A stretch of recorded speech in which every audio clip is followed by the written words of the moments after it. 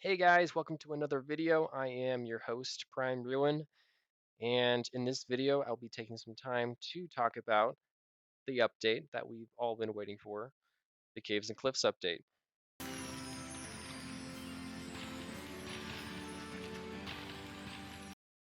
This will be Minecraft's 1.17 update. So here's some clips from Mojang Live. Enjoy.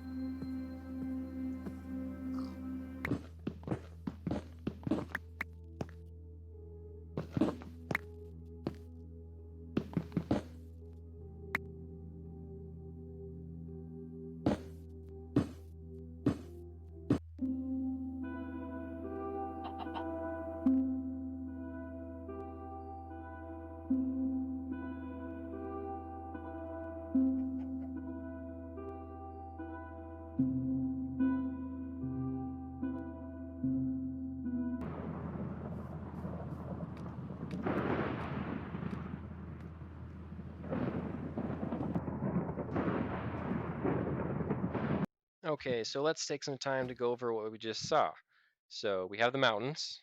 They are awesome. I can't wait to explore them, make bridges across them, whatever you want to do with them.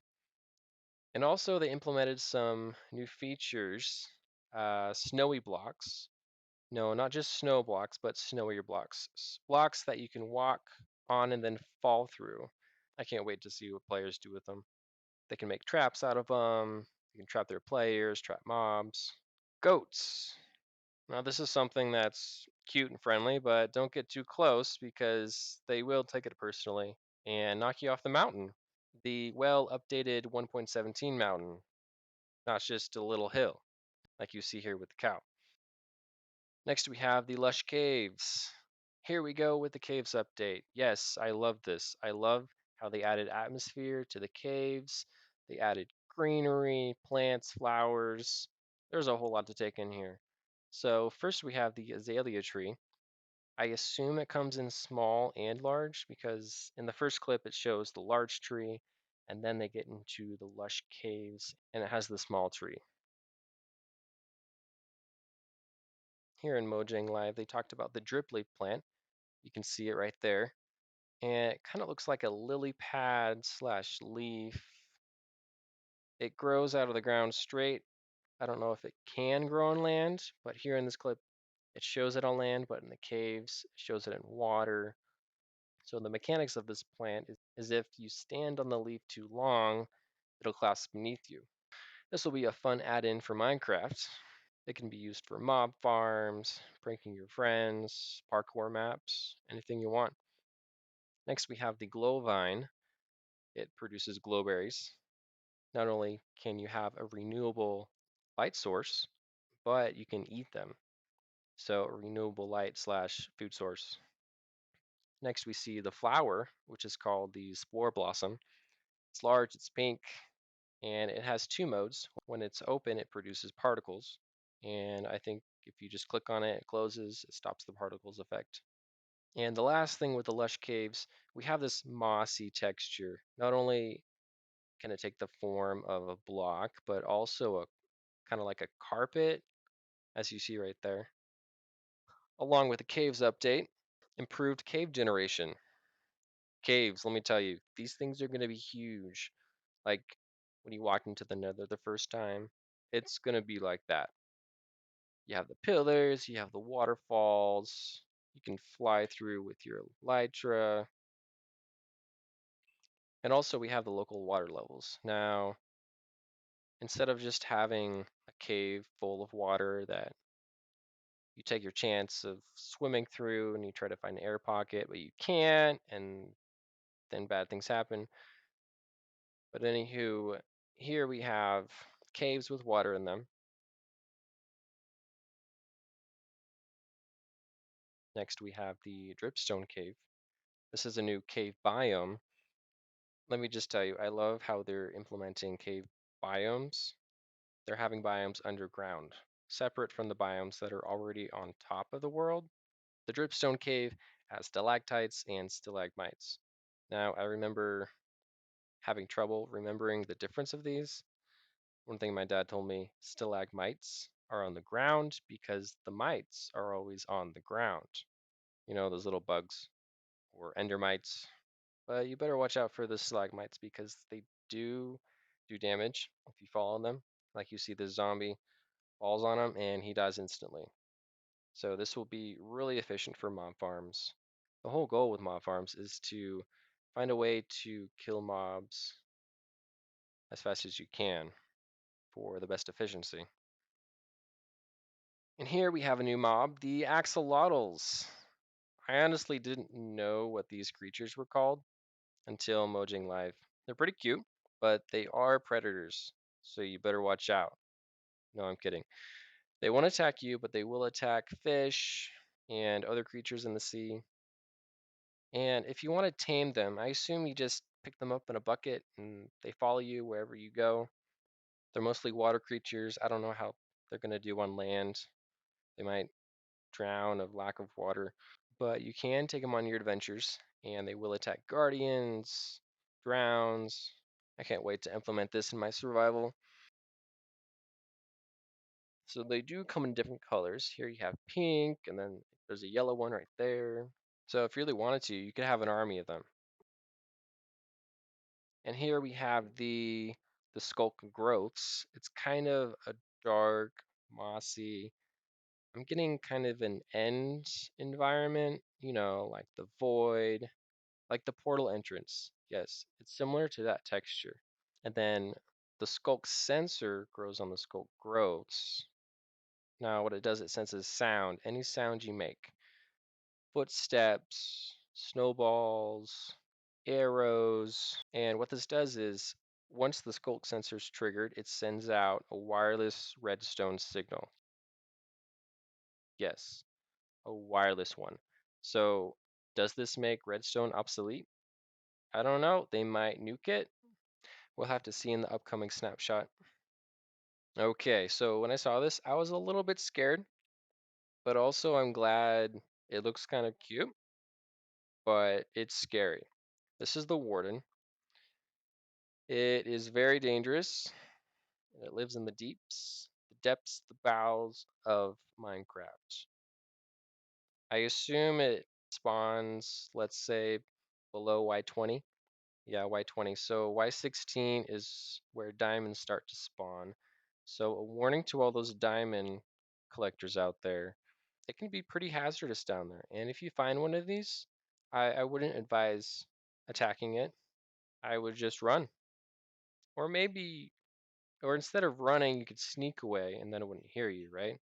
So this mob can't see you, it can only hear you because it's so dark down there. Light doesn't really prove a purpose, or at least the mobs down there aren't familiar with it, so their eyes aren't developed, but their ears are really developed. So in this clip, here are some things I want to note. So you see those light sources? I think those are candles. So you have black candles there, and then when the player moves to the left, you see white candles. So is Mojang implementing candles? If so, will they be able to be turned to different colors? Like, can you have green, yellow, purple candles? I don't know. We'll have to wait for it. Okay, let's go back to the Warden real quick. So the player said he was wearing full netherite armor, and the Warden hit him really hard. So if he was just wearing diamond armor, I'm pretty sure it would be a one-hit KO. So in summary, he's a big heavy hitter, but you can sneak around him to get away from him. An item that solves all of our problems, or makes them even worse, the bundles. So these little bags are amazing. So here in this clip, we see that you can put any item as long as the items add up to 64 items, just like a regular stack. So when you go out on an adventure, you pick up a couple seeds here and there, rotten flesh, bones. You don't just dump it somewhere and keep it in your bundle. Here we have archaeological excavations. This definitely adds a new element to the game.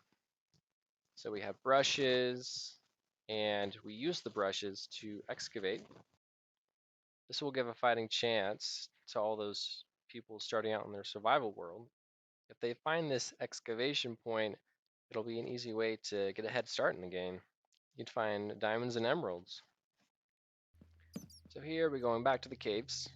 We have the Amethyst Geodes. Now this is really awesome. So this is 100% for me. This adds even more adventure to mining in caves. Mojang said they're going to be really rare. So the dark purple block you can't mine, kind of like a spawner, how you have to farm around it and you can't take it with you.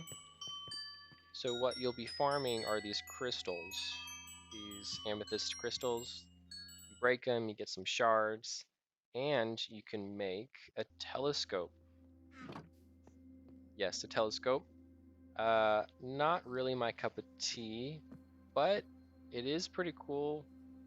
You could have it on adventure maps, and needs shards to craft with, but also it needs copper. Yes, copper, another metal. I am really glad they're introducing another metal. Last update, they introduced netherite. And now this update, copper. I can't wait till they update it and they implement silver, vampires, bats, all that stuff. But we'll get to that in another video. So Mojang says that copper is gonna spawn into the world different than any other ore. It's gonna have longer veins that you can kind of mine a block and then mine another one and then you're gonna mine through. Yeah.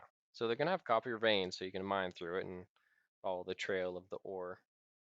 Copper, you can build copper blocks. Like here, they have a roof and you have slabs and stairs. Now, this might not seem interesting to people, but Mojang has a thing to where when they update something that turns into something else that can be usable, they sometimes update everything else in that category. So we have copper, which is a metal, right? So hear me out. When you build a castle, and they've added golden stairs, will you put golden stairs in your castle? So Mojang hasn't talked about this. This is just my theory. I think they will update all other metals to be craftable into slabs. You can already craft them into blocks, right? So into slabs, stairs, and then somehow you can salvage it. I assume you can break these copper stairs and then still make a telescope with the material. You can melt it down, make an ingot, or get a couple ingots out of it. And also with the copper, if you craft a copper block and you leave it out in the rain or just the environment in general, it will age. So when it oxidizes, you know, so when steel oxidizes, it turns orange. When copper oxidizes, it turns a blue turquoise shade. So this is really cool. You can go on a server and see all the buildings and how they've aged. So the last thing that I think is really vital to Minecraft is the lightning rod. So with the copper material, you can craft a lightning rod. This is a pole you stick on the top of your house. You look at it, and then lightning strikes it. But not only does it strike the pole, it makes it so the lightning only strikes the pole, not your cows, not your statue of Dream, not your villagers to turn them into witches, or pigs to turn them into pigmen, but it saves you a lot of hassle. So this will prove to be very good in the game. So guys, that's it. Hope you guys enjoyed the video. I really can't wait for this update, guys. It's coming out this summer, 2021. Let's just hope this year ends finally and 2021 will come about and then we can wait for the Minecraft 1.17 update. I'll see you next time.